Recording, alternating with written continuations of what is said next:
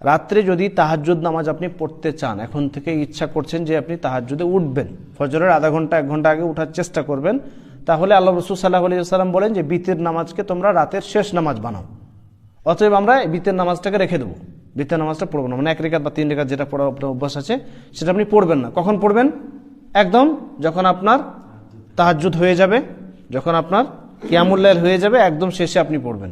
কিন্তু যদি এরকম হয় যে আপনার মানে ওঠার এখন ইচ্ছা নেই, ওঠার ইচ্ছা ছিল না, আপনি বিতের সালাত এখন পড়ে নিলেন, কিন্তু হঠাৎ করে আধা ঘন্টা আগে আজানের, ফজরের আধা ঘন্টা আগে, ফজর হওয়ার আধা ঘন্টা 1 ঘন্টা আগে আপনার ঘুম ভেঙে গেছে, এবার তখন আপনার ইচ্ছা হলো যে আপনি 2-4 রাকাত 6 রাকাত পড়বেন, পড়তে পারবেন, কোনো অসুবিধা নেই। তখন আপনাকে আর বিতের দোহরাইতে হবে না, দ্বিতীয়বার আপনাকে বিতির পড়তে হবে না, আপনি এশার সালাতের সাথেই আপনি বিতির পড়ে নিয়েছেন, ওটাই যথেষ্ট। মানে বিতির পড়ে নেওয়ার পরেও আপনি নামাজ পড়তে পারবেন ইনশাআল্লাহ, জায়েজ আছে।